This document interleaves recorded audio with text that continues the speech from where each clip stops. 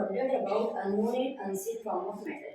देखो मैटर का अपन ये पढ़ लिया कि सबसे स्मॉलेस्ट पार्टिकल है, उसे कोई देख सकता है क्या? नहीं देख सकता। एंशियंट मतलब प्राचीन, पुराने जितने भी फिलोसफर थे, जितने भी सब, वो सब मैटर को लेके वंडर थे, कि आश्चर्य में थे कि मैटर आखिर कैसा होगा, कैसा दिखता होगा। अराउंड 500 BC का बिल्कुल बिफोर सेंचुरी, ऐसी का बिल्कुल क्या होता है बिफोर सेंचुरी। 500 ईसा साल पहले फिलोसफर महर्षि कणाद, कौन सा नाम है इम्पोर्टेंट है अपने लिए? कणाद। महर्षि कणाद ने सबसे पहले किसके बारे में बताया था? मैटर के बारे में, है ना। We go on dividing matter, we shall get smaller and smaller particle. उन्होंने सबसे पहले बताया था कि एटम को और छोटे छोटे पार्टिकल्स पे अपन डिवाइड कर सकते हैं, है ना।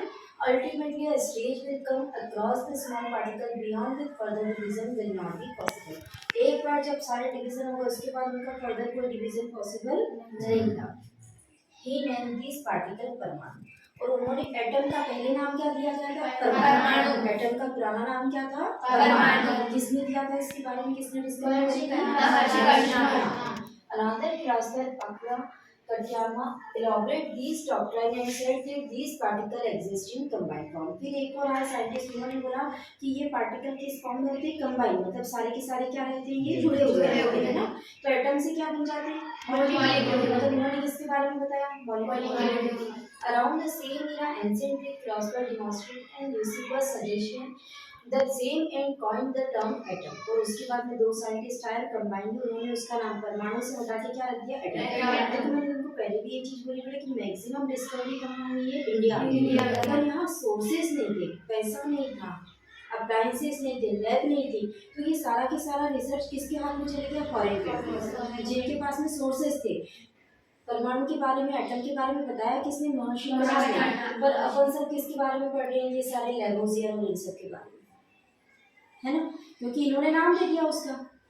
अब आते हैं Antoine L Lavoisier said laid the foundation of chemical science by establishing the two important law of chemical combination. अब जब भी एटम कंबाइन होते हैं तो किसी न किसी लॉ को मानेंगे ना। जैसे अपन ने बोला वाटर बना H2O, तो H और O इनको कुछ ना कुछ लॉ को फॉलो करना पड़ेगा ना, तभी मिलेंगे, तभी क्या बनेगा? वाटर। नहीं तो कभी H की इच्छा 3 हो गया, कभी O की इच्छा 4 हो गया, कुछ भी ऊपर नीचे होता रहेगा तो वो कॉम्बिनेशन कहलाएगा क्या? वाटर। वाटर का फॉर्मूला क्या है? हाइड्रोजन हमेशा 2, ऑक्सीजन हमेशा 1, ये रेशियो फिक्स है। और जब ये मिले होंगे तो इनको कुछ ना कुछ लॉ को क्या करना पड़ा होगा? मानना पड़ेगा, वो भी करना पड़ा होगा। तो लॉ ऑफ केमिकल कॉम्बिनेशन वैसे तो कितनी है बेटा? 5, पर हमारे सिलेबस में कितने हैं? पहला लॉ है law of conservation of masses और दूसरा है लॉ ऑफ कांस्टेंट इवोल्यूशन। तो अपन आते हैं पहले law of conservation of masses. ये क्या कहता है? Masses can neither be created nor be destroyed. ये लॉ कहता है कि ना तो मास को बनाया जा सकता है, ना ही मास को खत्म किया जा सकता है। सिर्फ एक फॉर्म से सेकंड फॉर्म में क्या होता रहता है? चेंज। जैसे एनर्जी होती है, जैसे एनर्जी चेंज होती है। अब देखो इसके लिए एक एक्सपेरिमेंट करा, take 1.25 gram of copper sulphate. इसको क्या बोलते हैं? सेपरेटस को क्या बोलते हैं? Conical glass. क्या है ये? जिसका शेप ऊपर से इस तरीके से रहेगा, इसको बोलेंगे कॉनिकल ग्लास। कॉनिकल ग्लास लिया, इसके अंदर क्या ले लिया? 1.25 ग्राम क्या ले लिया? कॉपर सल्फेट ले लिया। In an ignition tube and mark it as A। और ये इग्निशन ट्यूब है, इसके अंदर जो ये है ना इग्निशन ट्यूब, इसके अंदर क्या ले लिया है? कॉपर सल्फेट लिया है, और इसको मार्क कर दिया A। सेकेंड लिया take 1.43 gram of sodium carbonate in conical glass को। ये जो बाहर का फ्लास्क है इसके अंदर क्या ले लिया है? कॉनिकल ग्लास के अंदर सोडियम कार्बोनेट। दो केमिकल का यूज कर रहे हैं, एक है कॉपर सल्फेट, एक है सोडियम कार्बोनेट। कॉपर सल्फेट कहाँ लिया है? ये अंदर जो ट्यूब दिख रही है तुमको इसमें, और सोडियम कार्बोनेट कहाँ लिया है? बाहर लिया है। अब make the arrangement as shown in, इस तरह से इसको पूरा एडजस्ट कराइए। इसके ऊपर मार्क ये क्या लगा दिया? कॉर्क, एक ढक्कन जैसा लगा दिया ताकि इसके अंदर से वेपर निकल के बाहर नहीं जाए, इनका लॉस नहीं हो। मेजर द वेट, अब पहले इन दोनों का क्या कर दिया था? वेट ले लिया। कितना कितना? 1.25 और 1.43। अपन देखेंगे कि जब पूरा प्रैक्टिकल करेंगे तो इनको एडिशन करके जितना आना चाहिए क्या उतना आ रहा है? यदि आ रहा है तो लॉ ऑफ कंजर्वेशन को मान रहा है ना। जैसे सपोज किसी प्रैक्टिकल में अपन ने कोई एक कंपाउंड लिया था 5 ग्राम, बी लिया था 5 ग्राम, तो बाद में प्रोडक्ट कितना ग्राम आना चाहिए अपने पास में? 10। यदि 10 आया है मतलब ये लॉ ओबे हो रहा है ना। तो measure the weight. Now take the ends with the flask. Now measure. Conclusion. The mass of flask does not change after chemical reaction. अब क्योंकि इसको अपन ने क्या कर रखा था, पूरा पैक कर रखा था, तो यहाँ से कुछ वेपर उड़ के जा पाई क्या? सब कुछ मिक्स हो गया, और मिक्स होने के बाद किसमें कन्वर्ट हो गया? वो प्रोडक्ट में। जब हमने वेट करा तो हमने देखा कि सेम वेट जितना पहले था उतना ही बाद में है, तो ये लॉ प्रूव हो गया। सेकेंड लॉ, तीन लॉ, ये लॉ किसने दिया था? लेवोसियर ने कर दिया था 1744। अब आती है law of constant proportion. Law of constant proportion, Lavoisier along other scientists noted that many compound were compound of two or more element, each such compound had the same element in the same proportion. अब constant proportion का law और आसान है।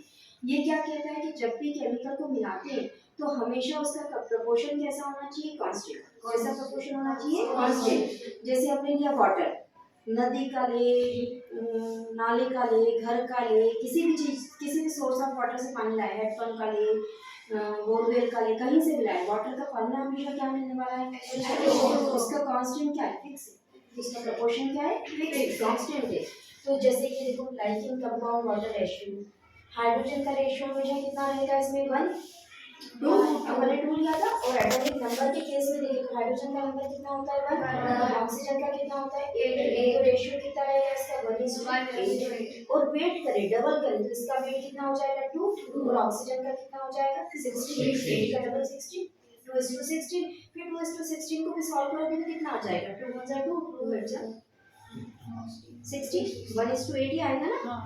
तो मतलब इसका ratio कितना आ रहा है? 1:8। Means if 9 gram of H2O decompose 1 gram of hydrogen and 8 gram of oxygen are always octet। मतलब ये 1:8 को मिलाएंगे तो जो वाटर आ रहा है वो कितना आएगा हमेशा?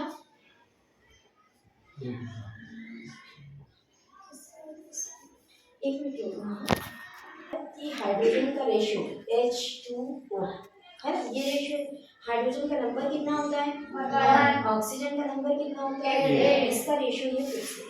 यदि अपन वेट ले, हाइड्रोजन का नंबर 1 है, इसका 1 भी, इसका वेट भी 1 है, पर हाइड्रोजन कितने? 2।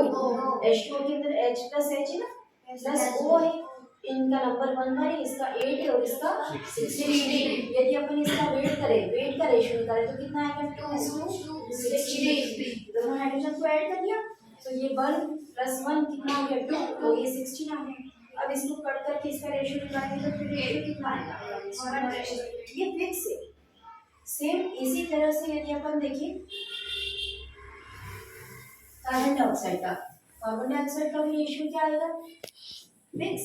कहीं से भी कार्बन डाइऑक्साइड ले जाए, किसी भी सोर्स ऑफ कार्बन डाइऑक्साइड से यदि CO2 बन रहा है तो उसका कितना आएगा? कार्बन का नंबर कितना होता है? 6। ऑक्सीजन का नंबर कितना होता है? 8। और यदि वेट की बात करें तो इसका वेट कितना हो जाएगा? 12 और इसका 16 प्लस 16 आएगा। कितने ऑक्सीजन है? 2 ऑक्सीजन है, तो कितना आएगा? 16 प्लस 16। इस तरीके से ही इसका वेट क्या रहेगा? हमेशा कांस्टेंट। कितना रहेगा वेट हमेशा इसका? अब ऐसे कोई सा भी मॉलिक्यूल हो, कार्बन डाइऑक्साइड हो, वाटर हो, या कुछ भी हो, उन सब का रेशियो क्या होगा? फिक्स होगा। यदि फिक्स होगा तो ये वाला लॉ क्या है? सही। ठीक है, देखो सिमिलर इन्होंने एक और एग्जांपल दिया है किसका? अमोनिया का फॉर्मूला क्या होता है? NH4। N कौन है? नाइट्रोजन, H कौन है? हाइड्रोजन। ये हमेशा किस रेशियो में रहेंगे? 40:40। नाइट्रोजन का नंबर कितना है? 7। उसका वेट डबल, 7 का डबल कितना है? 40। हाइड्रोजन का कितना है? यहाँ पे NH3 आएगा, फॉर्मूले में क्या आएगा? NH3। गलत लिखा है NH4। So these law stated by Frost। ये कौन किसने दिया था? Frost। किसने दिया था? Frost ने 1836 में। तो क्या था? 1836। और फर्स्ट वाला केमिकल कॉम्बिनेशन का फर्स्ट लॉ कांस्टेंट वाला किसने दिया था? लेवोसियर ने दिया था 1744। फ्रॉस्ट ने कब दिया था? 1846 है। In a chemical substance, elements are always present in definite proportion by mass। बस इनका सिंपल सा एक दोनों का लॉ था। एक कहता है कि जितना रिएक्टेंट हम लेते हैं रिएक्शन के बाद उतना ही प्रोडक्ट बनना चाहिए, ये पहला लॉ था। और एक ने कहा किसी भी सोर्स ऑफ वाटर, किसी भी सोर्स से अपन कोई एक ऑब्जेक्ट ले रहे हैं, यदि वो सेम है तो उसका प्रोपोर्शन हमेशा कैसा रहेगा? सेम रहेगा। अब आते अपन जॉन डॉल्टन, ये बहुत इंपॉर्टेंट क्वेश्चन है ना डॉल्टन का। जॉन डॉल्टन बस इनके बारे में लिखा हुआ है, इससे अपने को कोई मतलब नहीं है ना। अपन आ जाते हैं डॉल्टन्स की एटॉमिक थ्योरी। डॉल्टन ने सबसे पहले किसकी थ्योरी दी थी? एटम्स। अभी तक सबने क्या कहा था कि मैटर, महर्षि कणाद ने क्या बताया, जो सबसे छोटी चीज है पूरी दुनिया में वो कौन है? परमाणु। वो कौन है? परमाणु। बाद में उसका नाम क्या दे दिया गया? एटम। अब इन डॉल्टन ने बताया कि एटम के अंदर भी छोटे छोटे पार्टिकल है। कौन कौन कौन है? Nitrogen, proton, electron, neutron, electron, proton, ये सब किसके पार्ट है? एटम के। एटम के अंदर है। So according to Dalton's atomic theory, all matter, whether an element, a compound or a mixture, is composed of small particles. जितनी भी एलिमेंट हो, कंपाउंड हो या मिक्सचर हो, वो मिलकर किससे बने हुए हैं? एटम से। और एटम के अंदर भी क्या है? Small particle. ये किसने कहा? डॉल्टन। इसलिए डॉल्टन बहुत फेमस है क्योंकि उन्होंने और छोटे से छोटे के भी पार्टिकल के बारे में क्या कर दिया था? बताया था। अब इनके कुछ पोस्टुलेट थे, मतलब इन्होंने कुछ सिद्धांत दिए थे, कुछ पॉइंट्स दिए थे कि सबको उनकी समराइज हो जाए कि उन्होंने क्या रिसर्च करा। तो सबसे पहला पॉइंट उन्होंने क्या बोला? All matter is made up of tiny particle. जितने भी मैटर है वो सारे की सारे टाइनी पार्टिकल से मिलकर बने है ना। विच पार्टिसिपेट इन केमिकल रिएक्शन, जो किसी भी केमिकल रिएक्शन के अंदर पार्टिसिपेट कर सकता है। Atoms are indivisible. एटम को इंडिविजिबल है, उन्हें इंडिविजिबल नहीं कर सकते। Which can not be created और डिस्ट्रॉय, जिसे हम बना भी नहीं सकते, जिसे हम तो हम एटम को ये नहीं सोचते कि प्रोटॉन अलग कर दो, इलेक्ट्रॉन अलग कर दो, न्यूट्रॉन अलग कर दो, उसके बाद कुछ बचेगा? Atoms of a given element are identical in mass and chemical property. जो भी एक एटम होता है, उस एटम में जितने भी तरह के एटम मिक्स होंगे, उन सब की प्रॉपर्टी कैसी रहेगी? सेम। जैसे अपन ने लिखा ऑक्सीजन का फॉर्मूला क्या लिखते हैं? O2। मतलब उसमें कितने एटम है ऑक्सीजन के? 2। तो जैसा पहला ऑक्सीजन है वैसा ही कौन है? दूसरा। ऐसा नहीं कि दोनों अलग अलग, दोनों एलिमेंट कैसे हैं? सेम है। दोनों के दोनों कैसे? आइडेंटिकल, मतलब same. Atom of different element हो डिफरेंट मासेस, और जो दूसरा होगा उसका मास क्या हो जाएगा? डिफरेंट हो जाएगा। जैसे CO2, इसके अंदर कार्बन भी है और इसके अंदर ऑक्सीजन भी है। कार्बन की प्रॉपर्टीज अलग है, ऑक्सीजन की प्रॉपर्टीज अलग है। Atom combine in a ratio of small whole number. सारे की सारे एटम किस रेशियो में मिलते हैं? Small whole number. कैसे मिलते हैं? स्मॉल होल नंबर में। होल नंबर मतलब पॉइंट्स में नहीं आते, 1 2 3 4 ऐसे नंबर आता है हमेशा, है ना। कभी देखा मैंने लिखा किसी का 6.5 है? नहीं लिखा ना, 1 2 3 4 ही सीरीज दे रखी है। The relative number and kind of atom are constant in given compound. और ये हमेशा क्या रहते हैं? कांस्टेंट। ऐसा नहीं कि बार बार क्या होते जाएंगे? चेंज होते जाएंगे।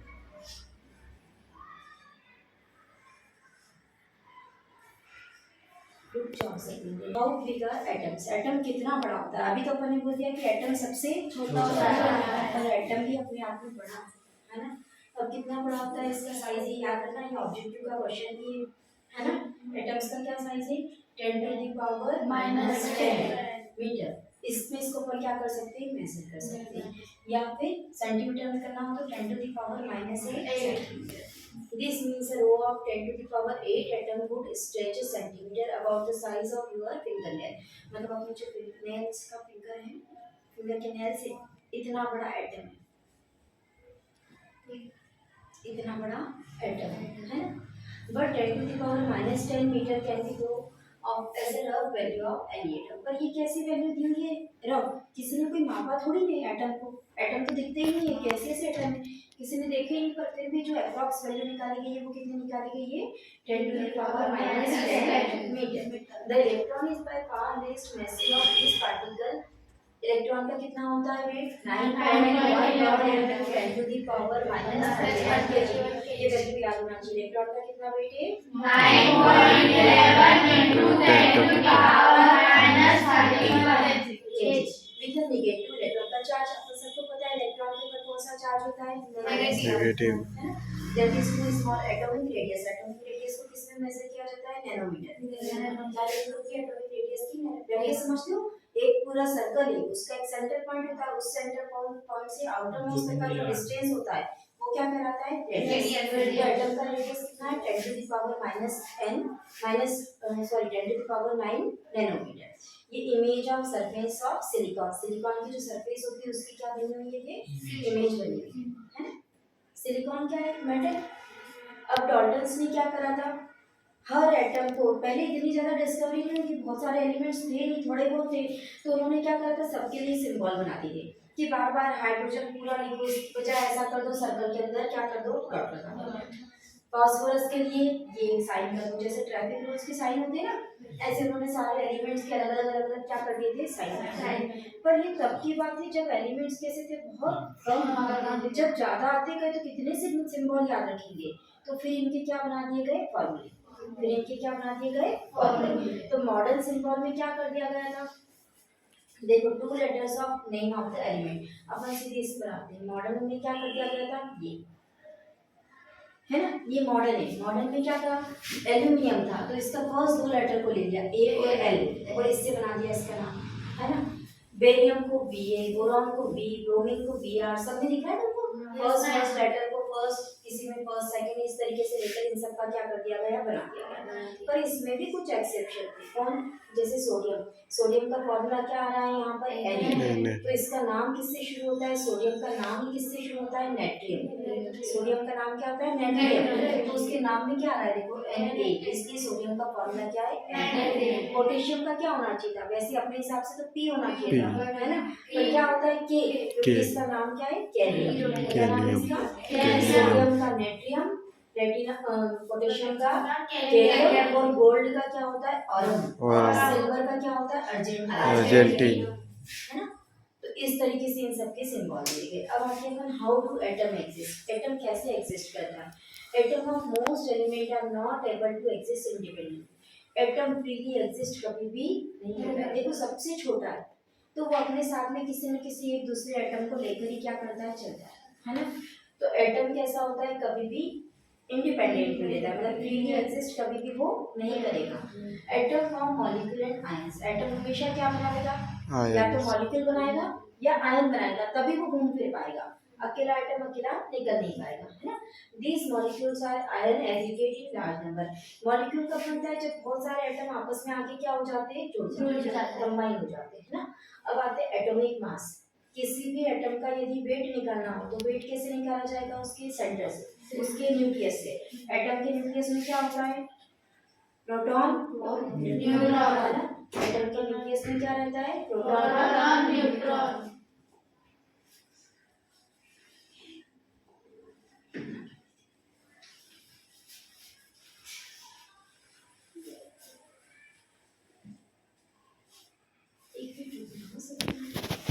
इस सेंटर में कौन है, प्रोटॉन और न्यूट्रॉन, और यहाँ बाहर कौन मूव कर रहा है, इलेक्ट्रॉन। यदि अपने को इसका वेट करना है तो अपन कैसे निकालेंगे, इसका वेट कैसे निकालेंगे, P प्लस N, कैसे निकालेंगे इसको, P प्लस N, ये करेंगे तो ये क्या आ जाएगा, इसका एटॉमिक मास आ जाएगा, एटॉमिक मास आ जाएगा। Since atoms are very small, atom कैसे होते हैं, बहुत छोटे, it is very difficult to determine their mass, इसका वेट निकालना बहुत ज्यादा डिफिकल्ट है। So atom are compared with mass of standard atom, तो किसी एक एटम को क्या माना गया होगा, स्टैंडर्ड, क्या माना गया होगा, स्टैंडर्ड, इसका वेट एक्यूरेट है ना। अब उसके वेट से अपन सारे एटम का क्या निकालेंगे, वेट कंपैरिजन करके। इन 1961 the universal accepted atomic mass is carbon, सबसे ज्यादा आइडियल पूरी पीरियोडिक टेबल में किसको माना गया था, कार्बन, किसको माना गया, कार्बन। कब, 1961 में। ये कहा कि कार्बन का जो 12, कार्बन के 2 आइसोटोप्स होते हैं, कौन कौन से, 12 और 14, और एक होता है C14। तो इसमें से जो ये C12 था, इसको क्या माना गया कि ये कैसा है, आइडियल, कैसा है ये, आइडियल। आइडियल मतलब इसका जो वेट होगा, यदि वो वेट अपन मान ले सबका, तो मान सकते हैं कि सबका वेट क्या होगा, इसके आसपास, है ना। One atomic mass unit earlier abbreviated as AMU, और इसको किसकी यूनिट क्या होती है, AMU। एटॉमिक मास को किस में मेजर करेंगे, AMU। A means atomic, M मतलब मास, U मतलब unit, atomic mass unit. But according to latest IUPAC, it is now written as U। पर अब नए नोमेनक्लेचर में सिर्फ इसकी यूनिट क्या कर दी गई है, U, और U मतलब क्या है, यूनिफाइड मास, क्या बोला गया है, unified mass is equal to exactly 1/12 mass of the carbon atom, जो कार्बन की 12th एटम का जो मास है उसका भी 12 पार्ट कर दो, मतलब 1/12 कर दो, वो जो वेट आएगा वो किसी भी एटम का क्या कहलाएगा, एटॉमिक मास कहलाएगा, एटॉमिक मास। तो इस पूरी वाली स्लाइड से हमको क्या क्या पता चला कि एटॉमिक मास क्या होता है, P प्लस N। इसको मेजर किस में करते थे पहले, A में, अब किस में करते हैं, और आइडियल एटम किसको मान लिया गया, कार्बन। आइडियल एटम किसको मान लिया गया, कार्बन को। अब ये देखो सारी जितने भी शुरू के 20 एलिमेंट्स है, वैसे तो 126 से भी ऊपर चले गए, पर स्टार्टिंग के यदि 20 एलिमेंट्स की बात करें तो सबके नाम, सबके symbol, number, electron, proton, neutron, mass. और ये क्या है, के एलिमेंट बोहर्स का रूल करा था अपन ने। फर्स्ट शेल में कितने इलेक्ट्रॉन आते हैं, 2, सेकंड में कितने आते हैं, 8, और उसके बाद 8 2 8 8 8 ऐसी सीरीज चलती जाती है उसकी वैलेंसी। ये अपने बुक में बना हुआ है पूरा चार्ट। अपन किसी एक दो का सॉल्व करके देखते हैं। देखो जैसे अपन आते हैं बोरॉन पर, बोरॉन का सिंबल क्या होता है, बी।